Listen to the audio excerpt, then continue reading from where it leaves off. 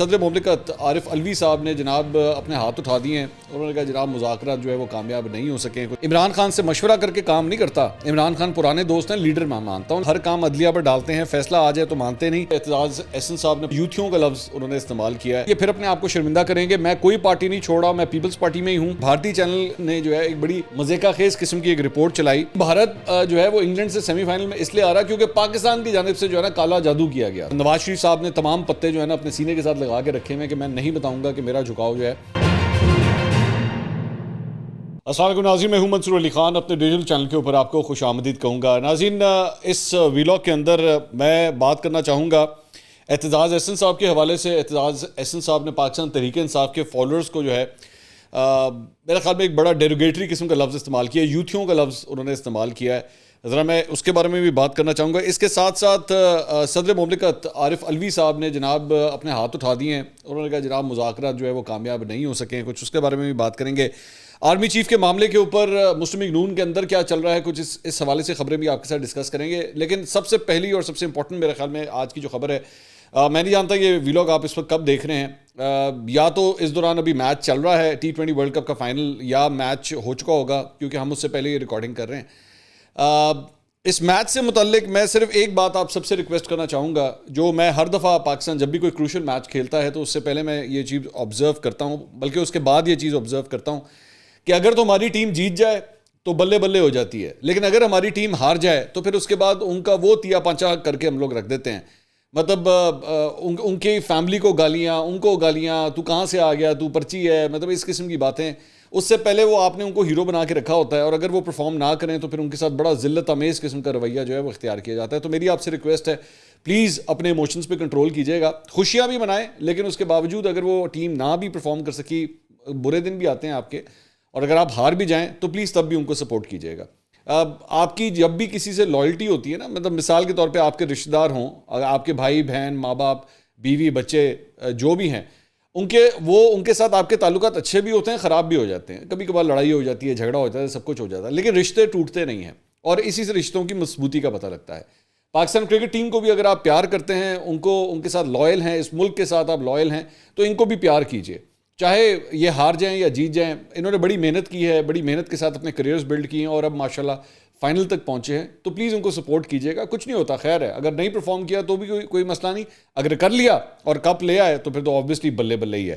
لیکن میں ایک اور چیز اس کے ایک ویسی اس سے ریلیٹڈ ایک چیز آپ کے ساتھ شیئر کرنا چاہوں گا کہ بھارتی چینل نے جو ہے ایک بڑی مزیکا خیز قسم کی ایک رپورٹ چلائی کہ جی بھارت جو ہے وہ انگلینڈ سے کیوں ہارا.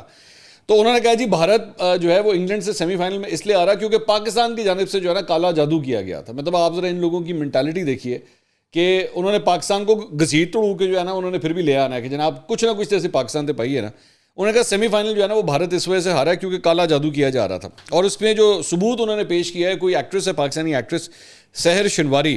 اچھا, یہ میں ایک ایڈمٹ کرنا چاہوں گا, میرا نا یہ انٹرٹینمنٹ والا جو خانہ ہے نا یہ بہت ہی ویک ہے, میرا بہت ہی ویک ہے. آپ یقین کیجئے شاید مجھے پاکستانی 4 یا 5 ایکٹرز ایکٹریسز کے نام آتے ہوں گے, اس سے زیادہ نہیں آتے. میرے یہ بڑا کمزور شعبہ ہے میرا.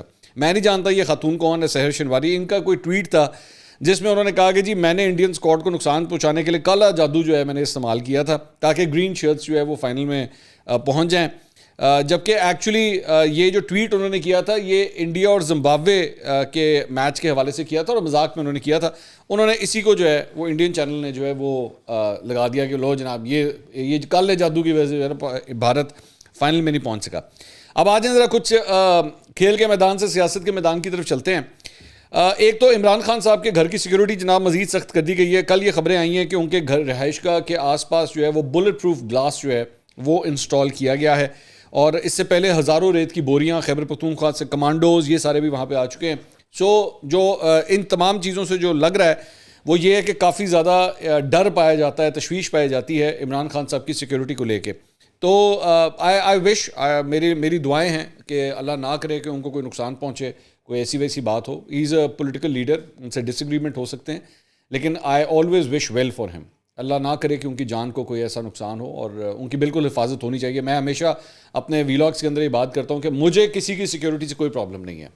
وہ بہت سے لوگ جو ہیں اعتراض اٹھاتے ہیں, مجھے کسی کی سیکیورٹی سے کوئی ایشو نہیں ہے. میرا خیال میں یہ بڑے امپورٹنٹ لوگ ہوتے ہیں, انہوں نے بہت سے کروڑوں لوگوں کے دلوں کے ساتھ یہ لوگ اٹیچڈ ہوتے ہیں, لوگوں کو اپنا پولیٹیکل لیڈر مانتے ہیں.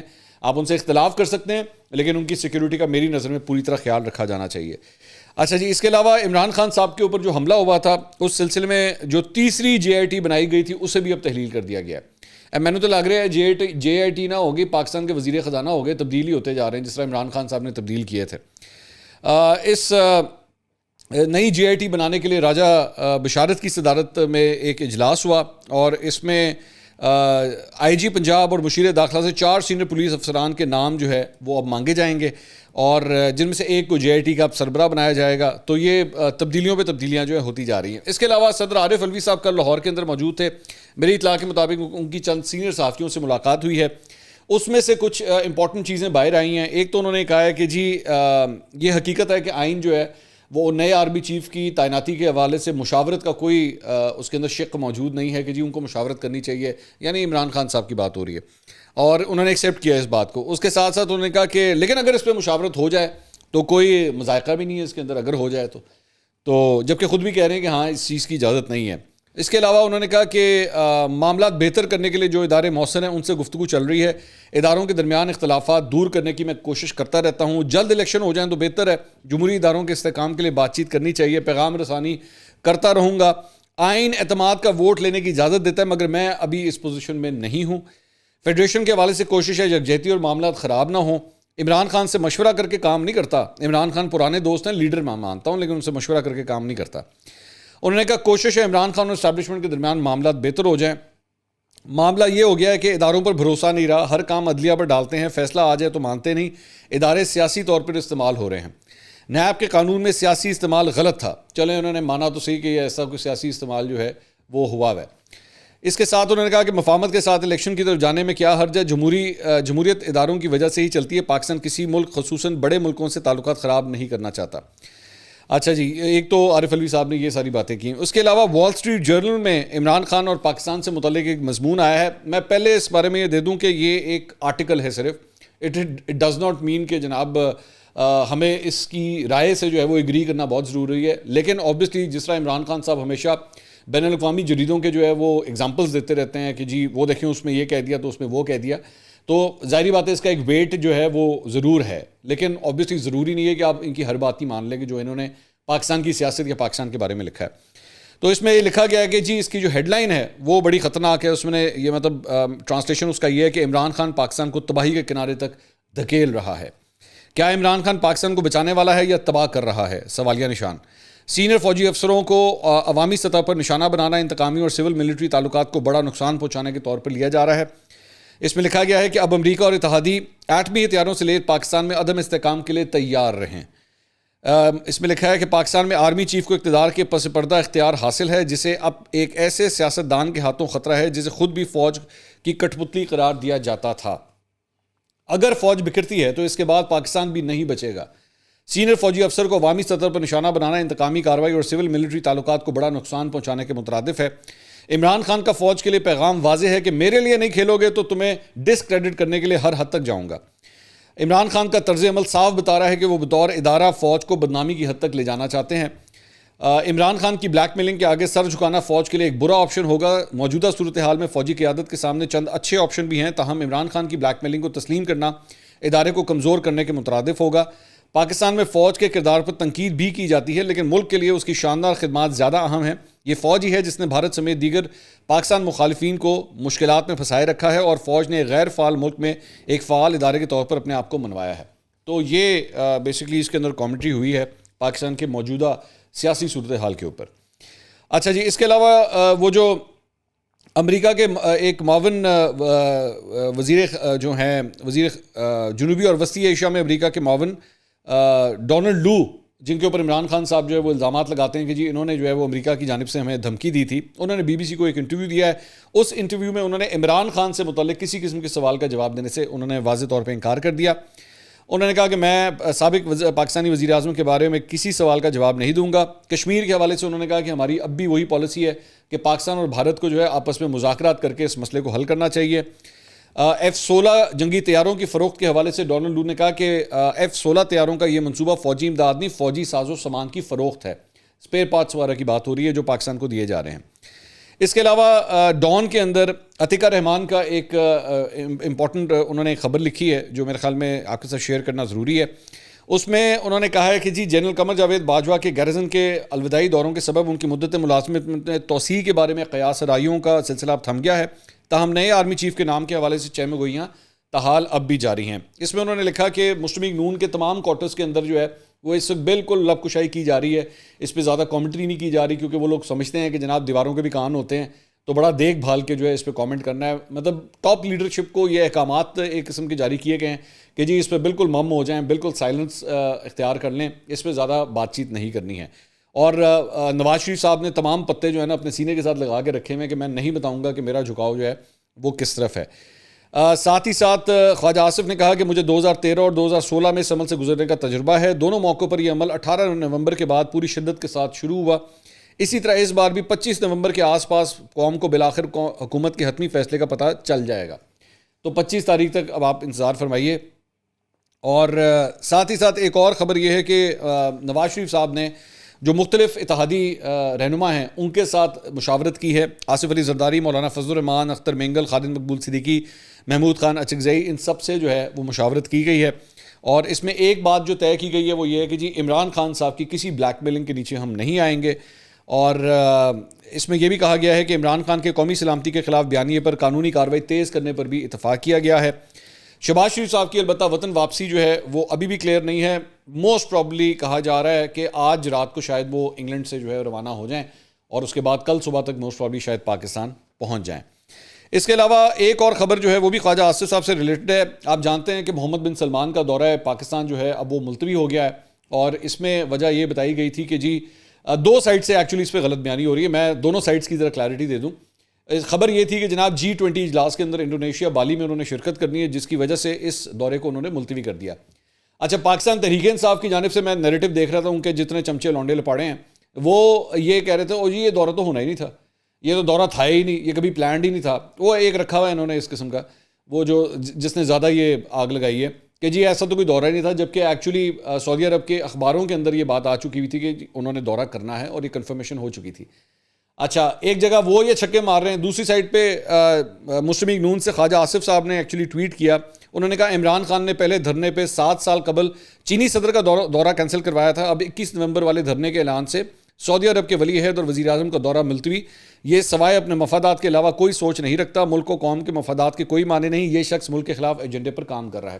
انہوں نے یہ ساری ذمہ داری عمران خان صاحب کے اوپر ڈال دی، جبکہ حقیقت یہ ہے، یہ فیکٹ ہے کہ ایسی کوئی بات نہیں کی گئی کہ جناب عمران خان کی وجہ سے جو ہے دورہ کینسل کیا جا رہا ہے. جو خبر سامنے آئی ہے وہ یہی ہے کہ G20 اجلاس میں انہوں نے شرکت کرنی ہے. انہوں نے ایشیا کی دیگر ممالک کا بھی دورہ کرنا تھا، انہوں نے وہ بھی کینسل کر دیا، تو اس لیے کیونکہ انہوں نے انڈونیشیا جانا ہے. لیکن آبویسلی دونوں پارٹیاں جو ہیں اس کو اپنے اپنے سیاسی مفادات کے لیے جو ہے وہ استعمال کر رہی ہیں. اب آ جائیے اعتزاز احسن صاحب کے اوپر، جو میں نے شروع میں بتایا تھا کہ انہوں نے بڑا ایک نازیبہ قسم کا لفظ جو ہے استعمال کیا. نسیم زہرا صاحبہ کے پروگرام میں کل رات کو وہ شریک تھے. ایگزیکٹلی انہوں نے کیا کہا ہے وہ میں آپ کے سامنے رکھ دیتا ہوں. انہوں نے کہا میرے نام سے جتنی بھی میمز یا بیانات چل رہے ہیں، ٹویٹس ہو رہی ہیں، میرا کوئی ٹویٹر اکاؤنٹ نہیں ہے. اعتزاز صاحب پہلے کئی دفعہ یہ بات کہہ چکے ہیں، لیکن ظاہری بات ہے یہ پاکستان، خاص طور پہ پاکستان تحریک انصاف کے فالوورز کو جو اس کی عادت سمجھ نہیں آتی.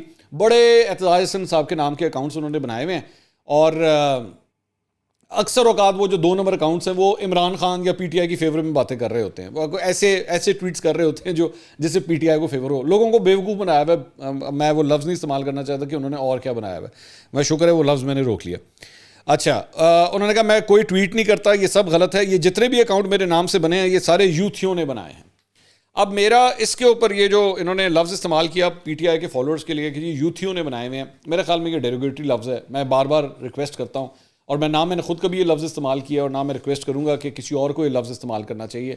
آپ انصافی کہہ دیں ان کو، آپ ان کو عمران خان کا فالوور کہہ دیں، لیکن یہ 2 لفظ ریسنٹلی میں نے دیکھے ہیں جو کافی زیادہ استعمال کیے جاتے ہیں. ایک یوتھیا، ایک عمرانڈو. یہ دونوں ہی لفظ میرا خیال میں نہیں استعمال کرنے چاہیے آپ کا کسی سیاسی جماعت سے. جبکہ میں جانتا ہوں اور میں مطلب مجھے کوئی دو رائے نہیں ہے, بلکہ کئی دفعہ میرے اپنے ویڈیوز کے کامنٹ سیکشن میں کئی تحریک انصاف کے فالوورز آ کے مغالطات بکتے رہتے ہیں, فضول قسم کی باتیں کرتے رہتے ہیں, لیکن آپ نوٹ کیجیے گا میں نے کبھی جو تہذیب کا دامن ہے وہ میں نے نہیں چھوڑا. اچھا, اس میں بلکہ بڑی انٹرسٹنگ بات ہے کہ چند لوگوں کو اس بات کے اوپر بھی اعتراض ہے کہ جی آپ لونڈے لپاڑے کیوں کہتے ہیں, لونڈے لپاڑے کا لفظ استعمال کر دیا, لونڈے لپاڑے. میں دیکھ رہا تھا, میں چند لوگوں نے ٹویٹس بھی کی ہوئی تھی, منصور علی خان تم دھیان رکھو, خبردار اگر آئندہ تم نے لونڈے لپاڑے کا لفظ کیوں. میرے بھائی, یہ لونڈے لپاڑے کا لفظ کوئی گالی نہیں ہے, فار گاڈ سیک. لونڈا لڑکے کو کہتے ہیں, لپاڑے بھی ایک لڑکے کا ہی لفظ ہے. اگر آپ کو میری بات پہ یقین نہیں ہے, فیروز اللغت کے اندر جا کے اس کا مطلب ڈھونڈ لیجیے گا, گوگل کر لیں, جا کے گوگل کر لیں, لونڈے لپاڑے لکھیں, آپ کو پتہ لگ جائے گا وہاں پہ اس کا مطلب کیا ہے. اس میں اس کا مطلب ہوتا ہے وہ لڑکے جو جھوٹ بولتے ہیں یا گپے مارتے ہیں. یہ صرف اتنی سی بات ہے, یہ کوئی گالی نہیں ہے, فار گاڈ سے. میں سوچ بھی نہیں سکتا کسی کو گالی دینے کا. میں لونڈے لپاڑے کا لفظ تو استعمال کرتا رہوں گا, البتہ یوتھیے اور عمرانڈوز یہ لفظ میں نہیں استعمال کر سکتا. میری نظر میں یہ ڈیروگیٹری لفظ ہے. تو دوسرا آگے چل کے انہوں نے کہا کہ جی میں یہ پھر انہوں نے کہا یہ پھر اپنے آپ کو شرمندہ کریں گے, میں کوئی پارٹی نہیں چھوڑا, میں پیپلز پارٹی میں ہی ہوں, پی ٹی آئی میں شامل ہو رہا ہوں, نہ ہی میرا کوئی ٹویٹر اکاؤنٹ ہے. ارشد شریف کے قتل میں انہوں نے کہا را ملوث ہو سکتی ہے, بلیک واٹر کا نام بھی آ رہا ہے, کانٹریکٹ کلنگ کا امکان ہے, ہماری ایجنسیاں ملوث نہیں ہو سکتی. تو انہوں نے ایجنسیوں کے حوالے سے بھی جو ہے وہ ایک پوزیشن لیا اور انہوں نے کہا کہ وہ اس کے اندر ملوث نہیں ہو سکتی. تو یہ جناب اب تک کی اپڈیٹ تھی. انشاءاللہ اگلی ویڈیو میں آپ سے دوبارہ ملاقات ہوگی. اللہ حافظ.